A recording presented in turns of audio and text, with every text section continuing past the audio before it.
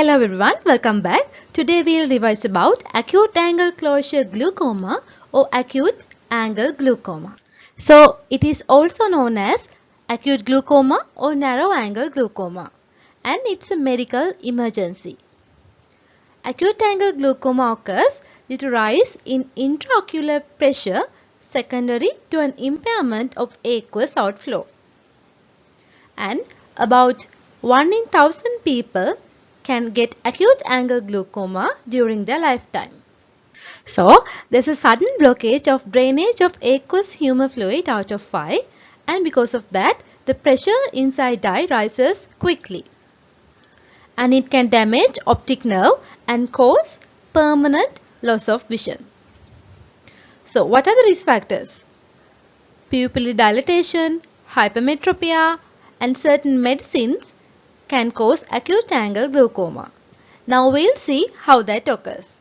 So this is the anatomy of your eye. Some people are more prone to develop acute glaucoma because of the structure of their eye. For example, if the area near the base of the iris is this, therefore if this area, I'll take yellow color, if this area is narrow, the trabecular meshwork, in the second picture you can see the trabecular meshwork here.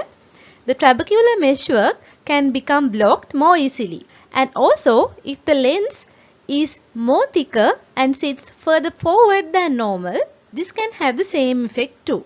So both of these causes create narrow drainage angle or a shallow anterior chamber and cause acute glaucoma more likely. So in the iris, so this is the area where aqueous is produced, and then the drainage occurs like this, from the posterior chamber to the anterior chamber, and then exits in this pathway. So when here there is a narrow angle, the exit pathway gets blocked, and therefore the pressure can rise. So as you know, the muscles of the iris control the size of your pupil. So how does the pupillary dilatation can cause acute angle glaucoma? When the pupils are dilated, when this area is dilated, that can cause the lens to stick to the back of the iris.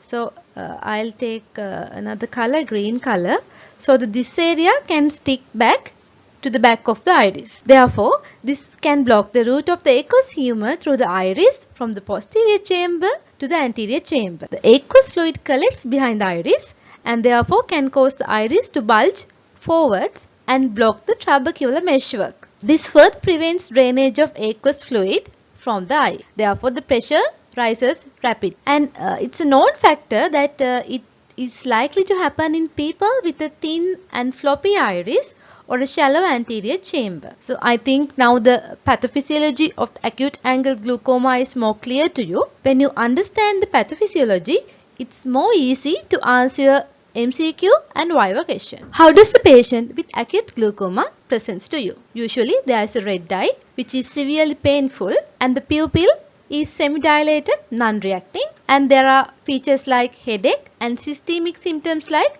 nausea, vomiting, or can complaining of abdominal pain. Symptoms worsen with mydriasis or dilatation of pupil, for example, watching television in a dark room, stress, or at night. Earlier we discussed why acute angle glaucoma can be triggered by dilatation of pupils, and also the patient can complain of colored halos around lights, and palpation of the globe reveals it's very hard. Corneal edema can result in dull or hazy cornea. How do you manage a patient with acute angle closure glaucoma? As we discussed earlier, it's a medical emergency.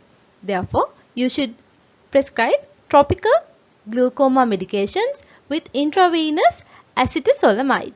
What are the topical agents you know? Beta blockers, for example, timolol, and these should be used with caution in patients with asthma. Steroids such as prednisolone every 15 minutes for an hour, then you can repeat it hourly. Pilocarpine 1 to 2% can be used, and acetazolamide usually is given intravenously, and a further 250 milligrams slow release tablet after 1 hour. And if the patient is still in pain, you can offer systemic analgesia too. If patient is having vomiting, you can prescribe antiemetic such as domperidone if patient requests. And the treatments may need to be repeated depending on the intraocular pressure response. A patient with acute angle closure glaucoma should be assessed by an ophthalmologist, and upon discharge, you can prescribe combination of drugs we discussed earlier, and also close observation should be done. Apart from topical agents, there's always surgical options. Usually, there are two surgical options are carried out, that is peripheral iridotomy and surgical iridectomy. Peripheral iridotomy should carry out within a week of onset of symptoms, and that is after the acute attack is resolved and the corneal edema is resolved, so that we can visualize the iris and other part very easily. In peripheral iridotomy, there are two holes made in each iris with a laser, and always keep in mind that both eyes are treated because the other eye has a high risk of getting acute angle closure glaucoma too. And in surgical iridectomy, if peripheral iridotomy is not possible, we can carry out this option, but keep in mind that it is invasive and has more complications than peripheral iridotomy. That's all about acute angle closure glaucoma. I hope this revision guide is useful to you, and please like and share with your friends, and don't forget to subscribe our YouTube channel for more revision guides like this.